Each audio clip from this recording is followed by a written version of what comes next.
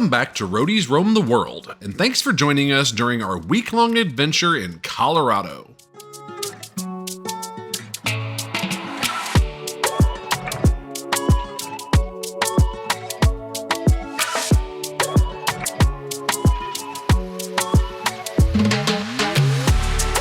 In this episode, we are exploring Great Sand Dunes National Park and Preserve in southeast Colorado. We will also be checking out a cool waterfall close to the park.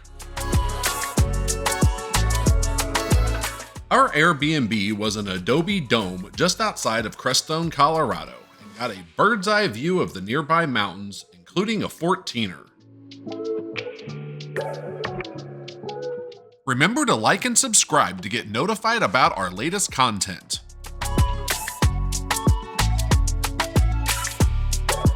Additionally, this area is an international dark sky area, so I was able to get in some good night photography, including some good shots of the Big Dipper.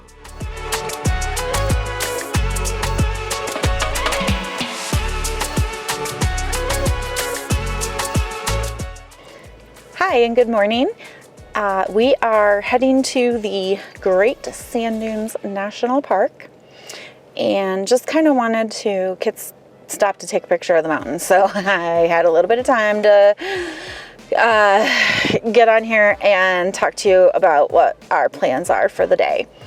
So we're heading to the Great Sand Dunes, like I said, and unfortunately yesterday was supposed to be the day that we went to the park, but we didn't because I ended up getting a really bad migraine. It was bad. So that was not good, and it wasted an entire day. So plan now is to go to the national park, skip the Royal Gorge, and then just head up to Estes Park once we're done at the Great Sand Dunes. So probably not going to spend an extraordinary amount of time at that park, but we are going to at least go do it and see it and get some really cool pictures and video.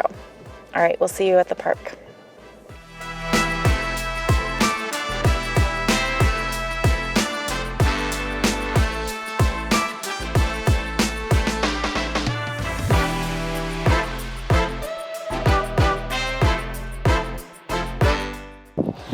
Welcome to Great Sand Dunes National Park and Preserve.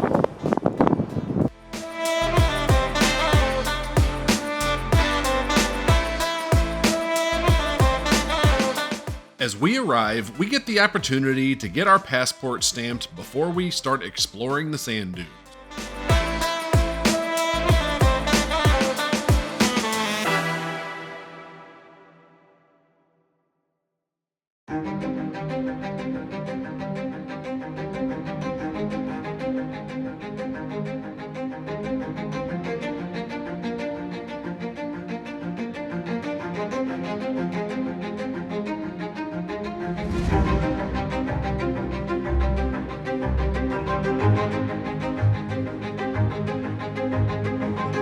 In order to get to the sand dunes, you must first cross Medano Creek, which has no bridge, so our waterproof hiking boots come in handy once again.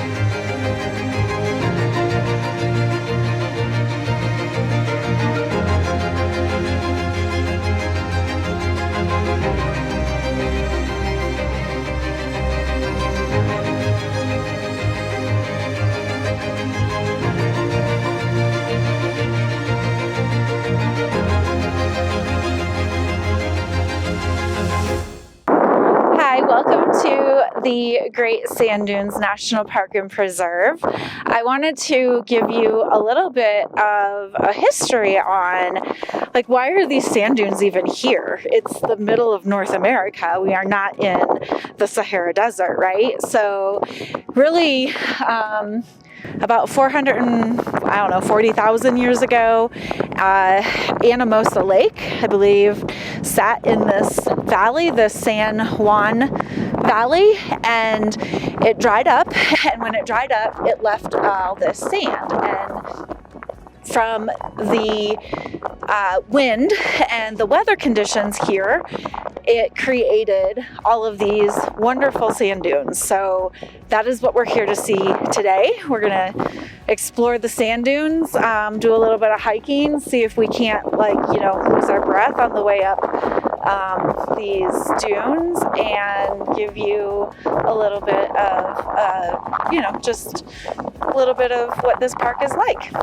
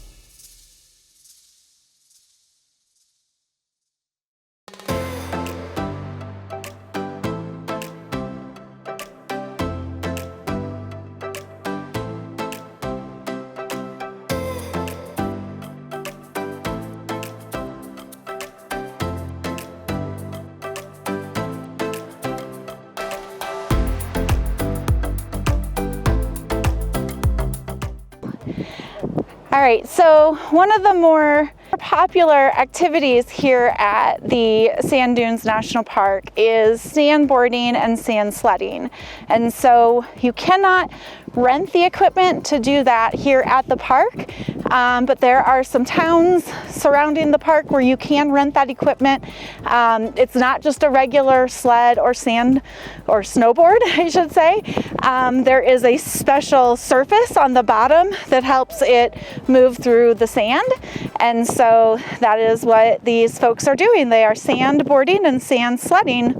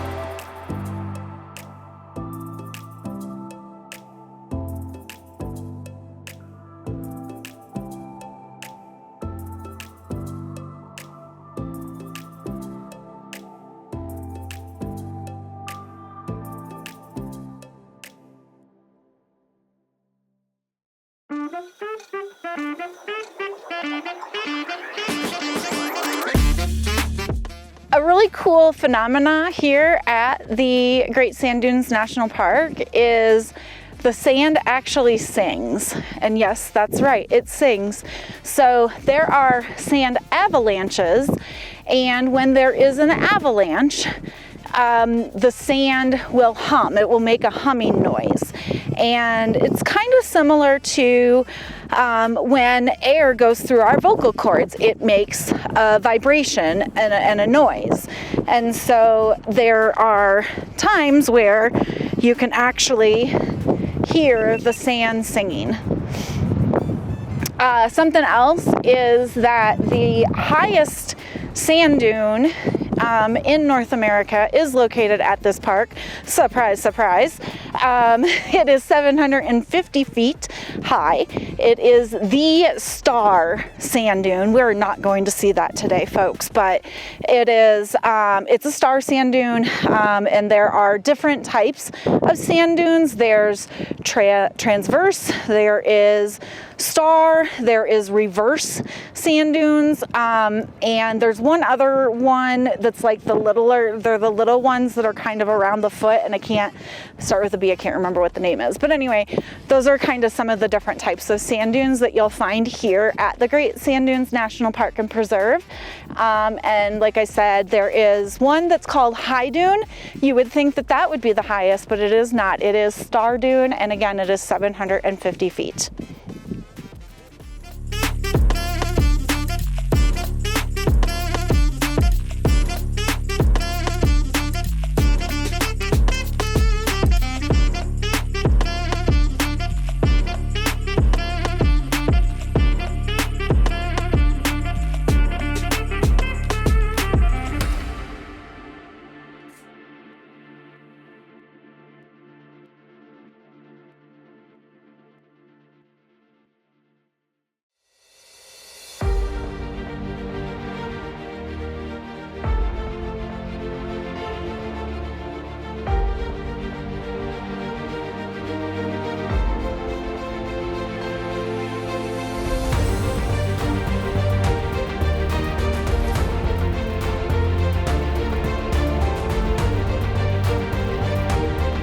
After some fun in the sun at Great Sand Dunes, we are heading to explore a canyon with the waterfall that we had heard about, just before we start our drive north 300 miles through the mountains to Estes Park.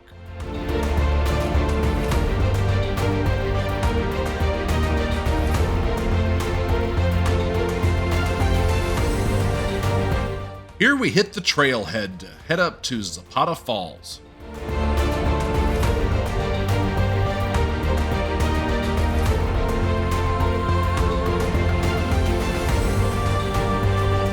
Along the trail, we stop for a few minutes to meet some doggies, along with their human that used to live not far away from us in St. Louis, Missouri.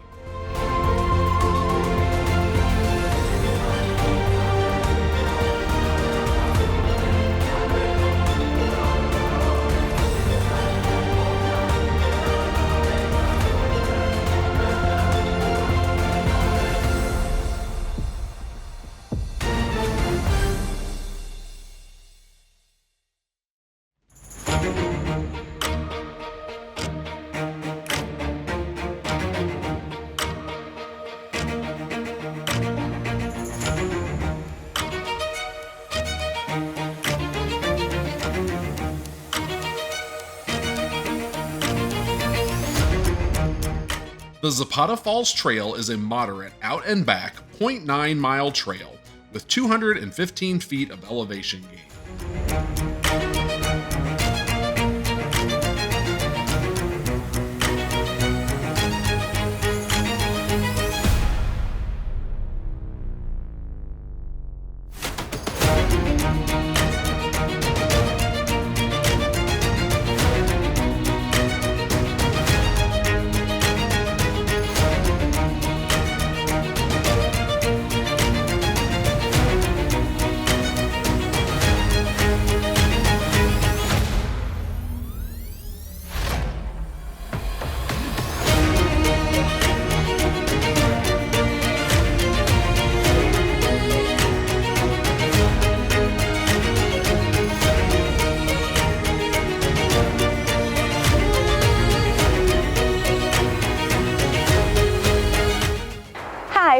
Zapata Falls. These falls were created over 2 million years ago by Alpine glaciers slowly inching their way down this part of the Sangre de Cristo Mountains. The Sangre de Cristo means blood of Christ, and the mountains got that name because of their red hue in the rock. And so we're gonna head up to the falls. We were told that it's pretty slippery, so we're gonna go into the creek, cross, and stay to the left.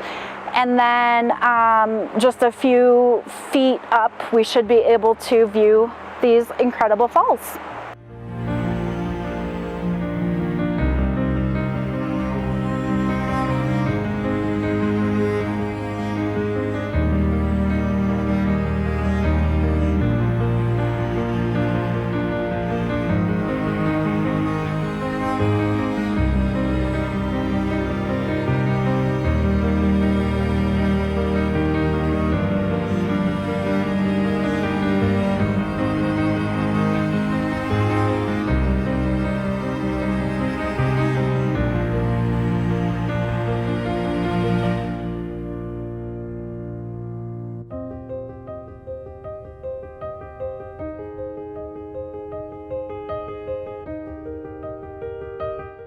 Here I go.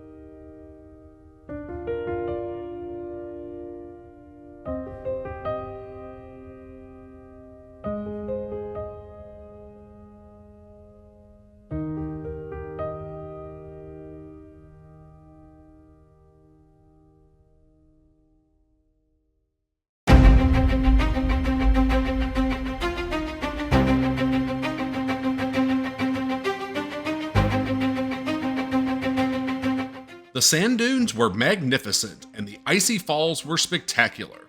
And now it's time to chase some dust devils out of the Crestone area and head to Rocky Mountain National Park.